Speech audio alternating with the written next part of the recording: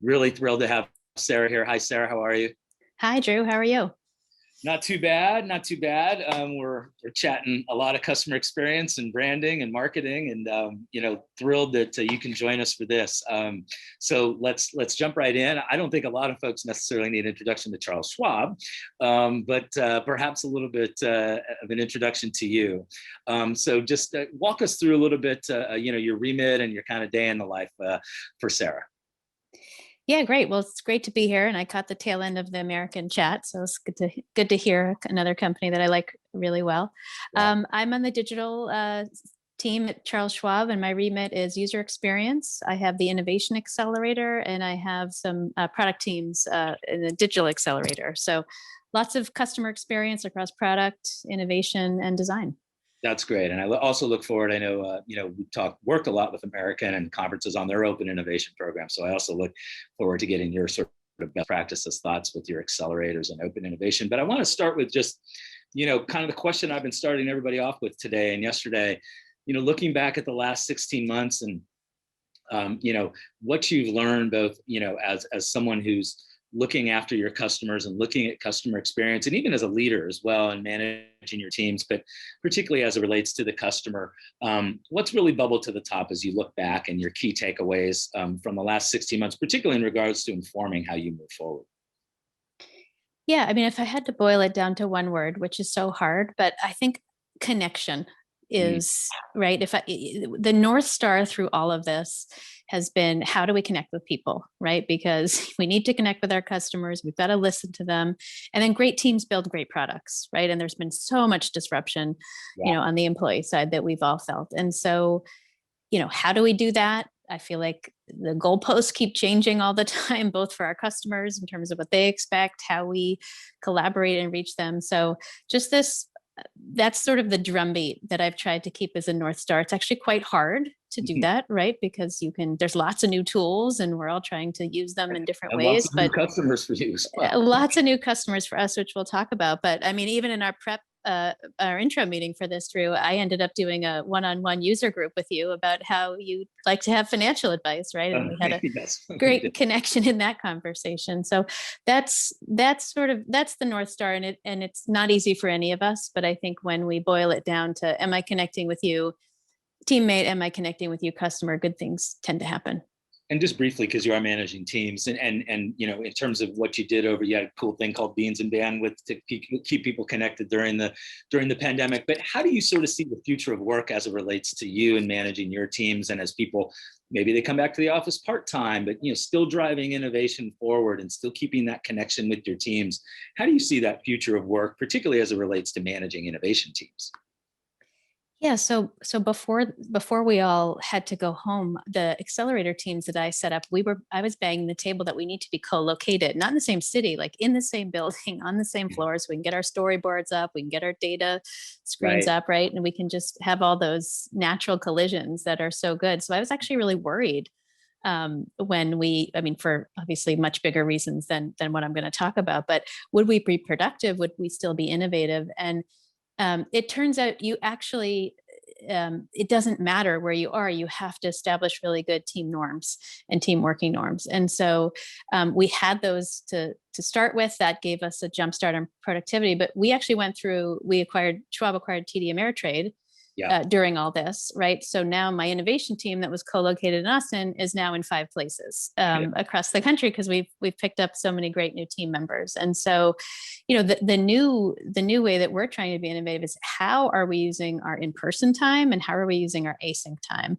And where is the customer in that conversation, right? Because we used to go into the customers' homes. That was a big part of our starting discovery research, and just sit next to them and watch them, which is one of the most important things you can do.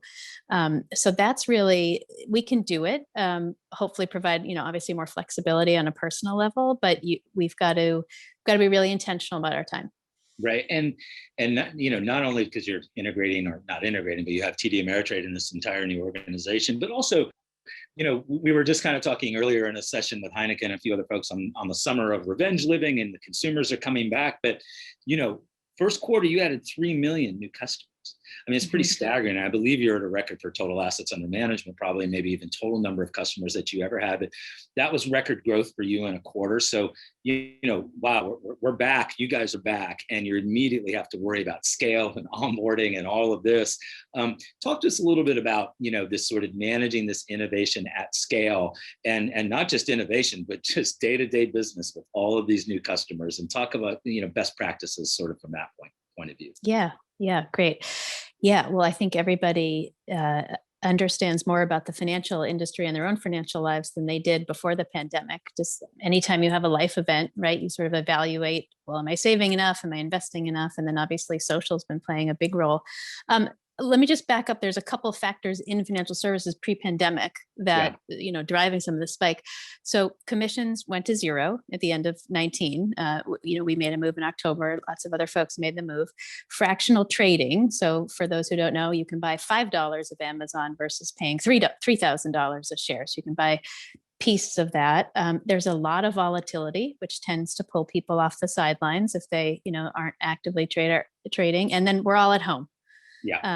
With potentially a little more time on our hands and social amplifying. So lots of things going on. It kind of goes back, at least for Schwab, to our core mission of democratizing investing. Like, we want more people seeing that this is for me, right? And this is something that I can do and I should do. And it doesn't mean I have to be a very active trader, although I can be if I want to, but I can, maybe I had a job disruption in the pandemic, so I have to reevaluate my savings plan, or I got married, or, had some kind of family change. Like, all of these conversations, financial health was kind of ranked lower down in the queue, but in the survey we did recently, it's kind of right up there with mental health and physical health. So people are paying attention more. So you want to do that. And then, but you asked a couple questions there. I mean, in terms of we have a lot more customers. Like, who are they? We normally have a healthy tick of younger people, between 40 and 50% any quarter. That's up to 70%. Wow. And that's really exciting because, lots of folks, maybe this isn't for me yet, or I still have debt, right? But you can invest and say, like, you can do all those things right alongside each other and invest in things that you're interested in. Right. And that's how you generate interest. Another interesting trend in there, we did a study with Ariel Investments, which is a minority and Black focused firm. In that younger segment, 3 times as many Black investors are first-time investors than their white counterparts. And there's a big gap to close there. But seeing that engagement at the younger level is exciting. And then lastly, lots of folks who are buy and hold, right? Lots of us, get exposure to the stock market in our 401k plans are kind of coming off the sideline as well. Like, maybe I should have whatever fits my risk profile. So just lots of interest, and we're all in the engagement business, anybody who's listening to this conference. And so if you have people leaning in, it's a great opportunity. Now, to your other question about what, just the sort of day-to-day and operational onboarding is a big moment. And I think, for any company, that's where almost your entire firm needs to come together as one for the customer. So, we're obviously going to make that front end as slick as possible and get people in through quickly. I mean, maybe the one unique thing I'd say here is that in financial services, there's a lot of process, there's a lot of paperwork. We got regulatory considerations to keep you safe. We've got fraud in there. So actually quite a lot of work on the back end to make that onboarding really important. And then, if your onboarding as a retail client, it might just be you interacting with us digitally. But if you're working through an advisor, there's lots of roles at play in there. And so people are actually a very important part of this process. So you try to optimize where you can digitally, make the back end as tight as possible so it's quick for folks, and then get the people in the process in a way that's super value add in that conversation. Like, you have so many questions when you're onboarding a new account. Indeed. And speaking of new accounts and all this activity, and trust is so critical, right, for Charles Schwab, right? It's a core part of the brand proposition, the value proposition. People trust the brand. And I would think, in this crazy world of Reddit and meme stocks and all this other stuff, that boy, trust, having that as a core brand value proposition that people know about has got to be really huge. How do you build trust, which is actually somewhat nebulous, it's a word everybody knows and we know what it means, but how do you build trust into a customer experience or even into the UX, the user experience? How do you take this very nebulous term and really drive trust throughout that customer experience and journey? Yeah, well, you're totally right. It's so nebulous and it sounds wonderful, but then putting it into action. Yeah. So, I mean, fundamentally, we are holding people's money, right? So trust has to be front and center. This comes up in every set of research we do. We break it down into two things. They have to trust the company, right? And you're voting every day with activity that you're doing with us. But then when it comes to investing, you need to trust your decisions, right? So I want to interact with you. First of all, that mobile app better load quickly if I'm trading at open, so there's performance. What are you doing with my data? What are you charging me, right? Lots of people feel like there's gotchas in financial services, and we try to, not to have any of those. So there's kind of this core trust the company. I'm going to get a good service. It's going to work. I'm going to, get knowledge at very specific transactional moments when I need it. So that's kind of one set of design criteria that you want to put in either into the workflow or the performance. And you want to measure that like crazy. And then the second part is more nebulous for people to trust in themselves. So back to, all these new investors that we're seeing, maybe they start trading a stock because that's what they see, but their next question is, well, what should I do next? And I want to learn more. Right. And I either want to learn more myself or I actually want you to do it for me. And so here's where content, like integrating content into a transaction, becomes a really interesting problem to solve. We nerd out about the help trays and the FAQs and which ones are popping, or should we have our nurture team give them a call because we can see that they're not only getting stuck, but they're frustrated, right? Like you can have sentiment along with sort of drop off and containment. Or if people, maybe people are super knowledgeable about finance, but they don't have time. So then, digital financial plans, which we have, or automated investing, there's a lot of those tools out there. So just trying to figure out what's going to make them feel good about their decision, and hopefully, especially for these newer investors, educate them a little bit more about risk and return and what are good decisions for their life. Right. And I definitely want to get into, emerging tech and the accelerators and improving the CX. But before I do that, I'm going to ask the same question that was asked from an audience member to the American panel. And does your CX practice and innovation integrate with brand strategy and management in those teams? And how do you guys work together? How does that sort of work operationally? Yeah, so I kind of think of a brand sandwich. I know my brand colleagues don't like it. It's always a house that they paint, but the top is sort of the marketing and the conversations that our people have and sort of the advertising, and then this layer of the sandwich is all the experience touch points that are happening every day, all day long.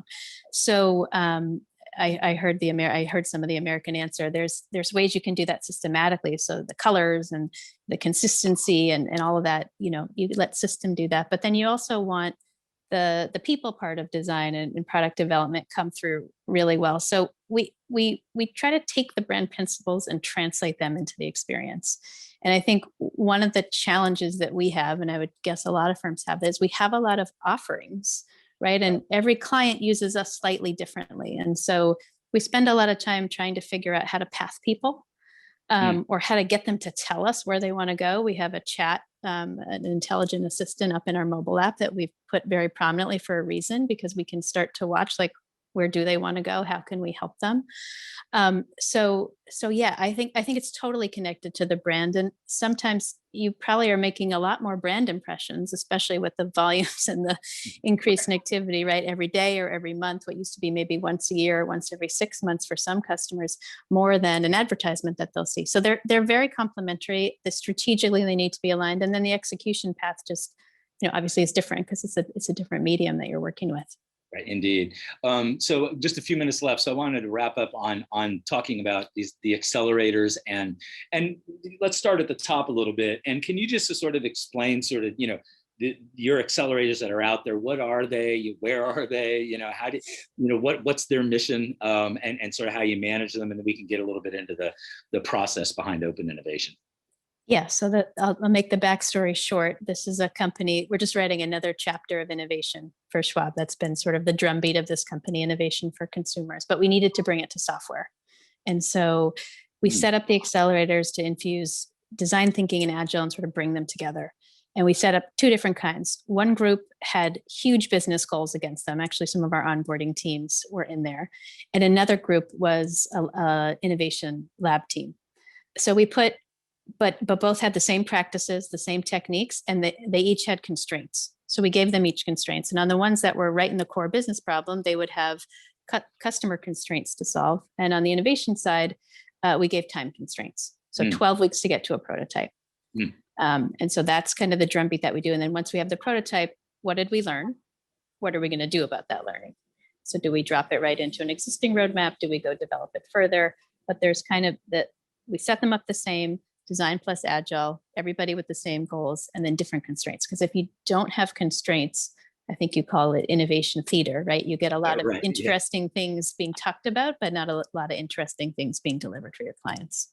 Right. No, and in terms of, do different accelerators maybe in different places, are they focused on different types of either technologies, or we're trying to solve this specific problem because maybe we're in this area, there's a lot of great engineers, or maybe we're in this area, there's a lot of great creative types of people. But how do you sort of, allocate the assignments, if you will, in terms of sort of these accelerators and what they do?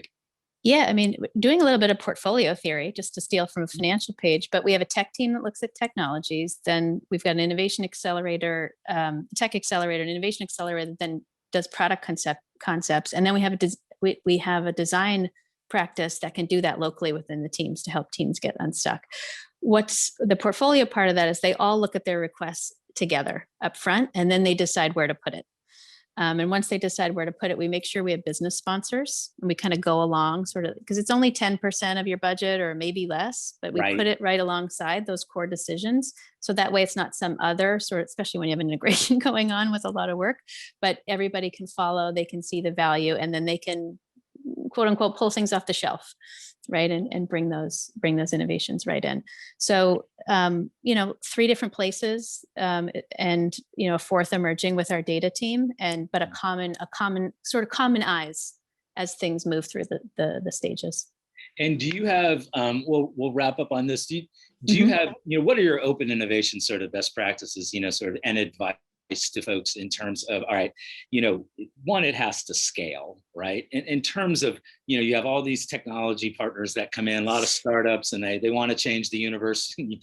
You're happy that they want to change the universe, but you're like, okay, we have this reality.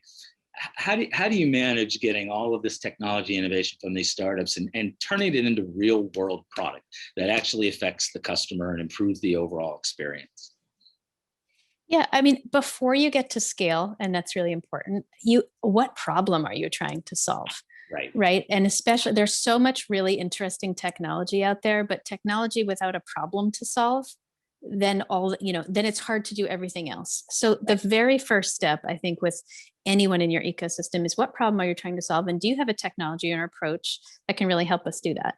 And, just to back where we started, we have a lot more people engaging in our industry, right? So there's a lot more really interesting problems to solve. But I think that's kind of step one, because once you can hone on the problem and often like tear up and throw away the first couple of problems that you've put out there, then you can see, what's the possibility. And then scaling doesn't have to go from 0 to 60.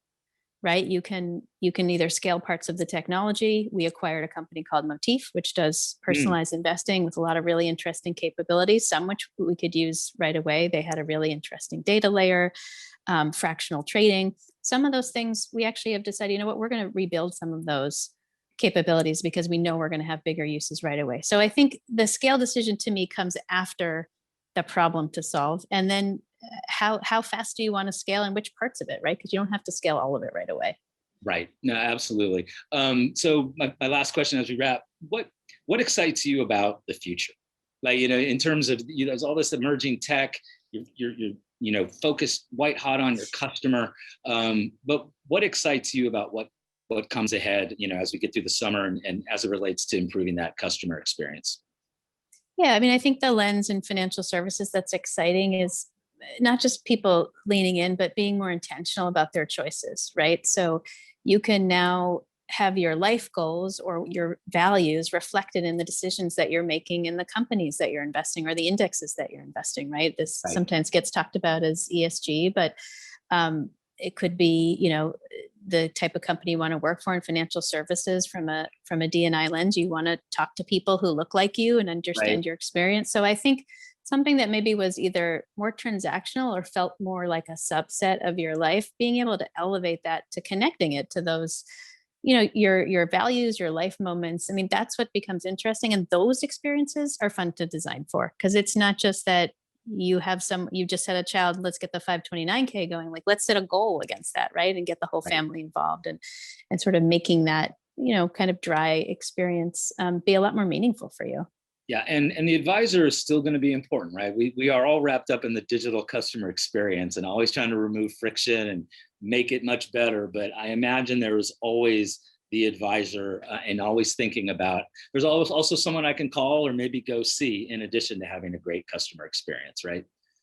Yeah, I mean, you have a relationship, your money is very emotional, right? It's a part of your life and you need to find the right fit. And there's lots of different types of people. There's even lots of different types of technology that can help that fit. But the advisor is so important. And hopefully if we can take out some of this more transactional work, we can have those advisors have more quality time to spend with folks in a cost-effective way for people. It's not just for people who, there's some myth out there that, oh, I can afford it. Actually, a lot of our advice with our people is free, right? And we can keep pushing on that.